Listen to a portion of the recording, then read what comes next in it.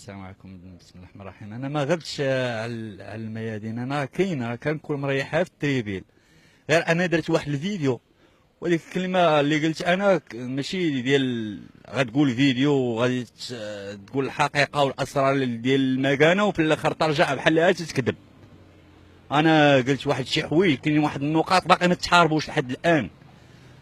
هذوك النقاط هما السبب ديال الشيء اللي كيوقع فيه وحلات الدوله وهذا الشيء التبرزات، هما سالين واحد النقاط صغار.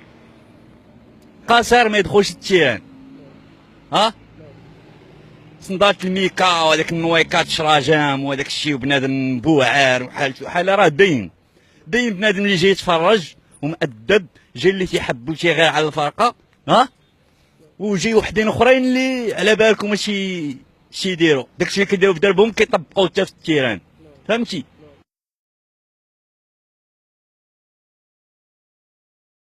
واخويا فكرتيني في واحد الزمن بديع. انا المكانه اريبوك اخويا ما نكذبش عليك. يا ريت شي واحد تقول لي غادي ندخل دونور يقول لك باغي على المكانه، هو باغي يتفرج في المكانه، بغى يتفرج 50% في الرجل و50% في الجمهور. كيجي تيعيش واحد اللحظات زوينين مع الرجاء وكيتفرج، وحتى اللعابه كانوا كيكونوا مرتاحين، كان واحد الجمهور ما كيخلعهم ما والو. دابا اللاعب مسكين كيتسنى 90 دقيقه انت تسالي باش يهرب يدوش يمشي في حالاته، الجمهور ديالو اللي كيخلعوا.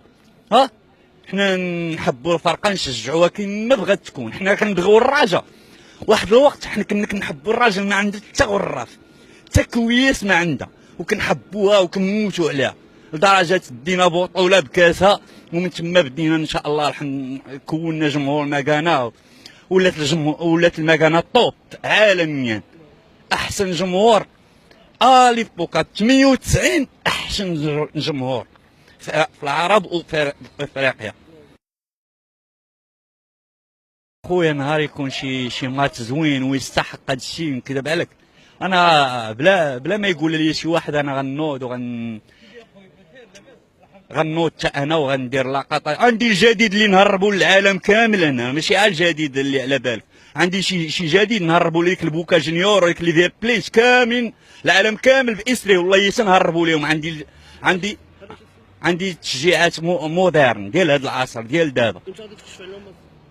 خويا نقول لك، نهار يعجبني الفيراج ديال المكانه نهار غنطلع انا برجليا لبلاصتي، اما مجري عليا حتى واحد وحق الله، انا بوحدي بالاراده ديالي انسحبت. خويا هذاك شغل الدوله، الدوله بغات تصلح التيران، من حقها تحيد مكانه وترجع مكانه اخرى.